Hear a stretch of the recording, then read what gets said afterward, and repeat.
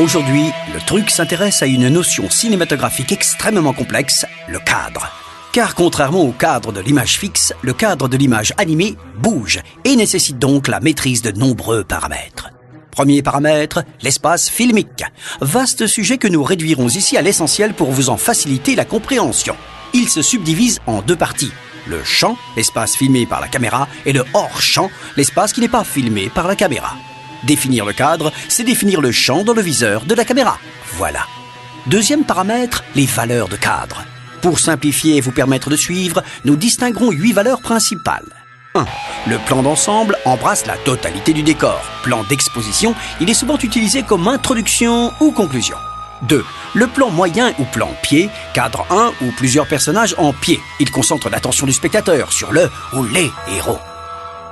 3. Le plan italien montre un personnage jusqu'au genou.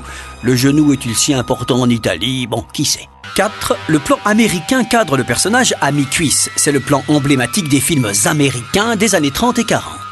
5. Le plan rapproché ou plan taille cadre le personnage à la taille. Il introduit une certaine intimité et permet de lire les réactions psychologiques.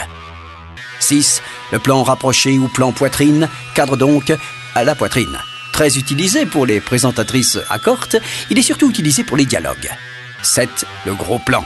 Il se rapproche encore et permet de lire directement la vie intérieure d'un personnage.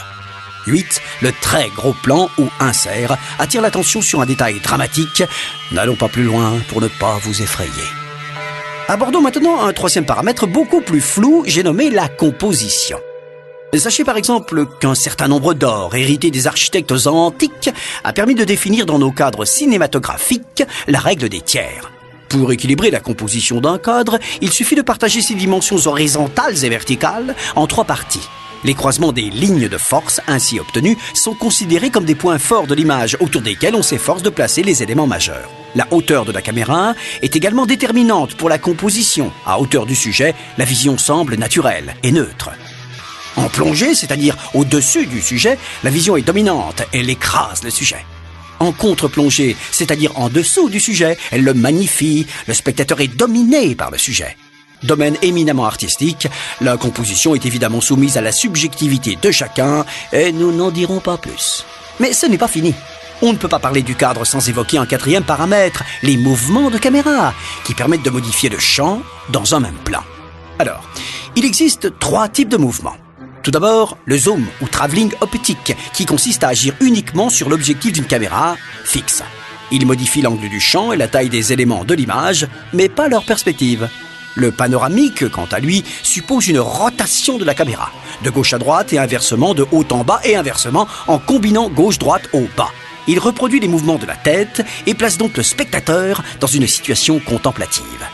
Enfin, le travelling repose lui sur un véritable déplacement de la caméra. Qu'elle soit portée à l'épaule ou accrochée à une grue, la caméra se comporte alors comme quelqu'un qui se déplace pour agir et place le spectateur en situation participative. Évidemment, ces 3 types de mouvements peuvent se combiner entre eux et nous terminerons par un des exemples les plus spectaculaires, le travelling compensé. Il consiste à combiner un zoom arrière avec un travelling avant ou un zoom avant avec un travelling arrière, de telle sorte que le sujet principal ne semble pas bouger alors que le décor, lui, change de perspective. Inventé par Alfred Hitchcock, on l'appelle aussi effet vertigo. On récapitule. Le cadre cinématographique délimite le champ du hors-champ, il se décline du plan d'ensemble au gros plan en suivant de multiples règles de composition et peut se concevoir en mouvement quand on maîtrise les mouvements de caméra. À bientôt pour un nouveau truc.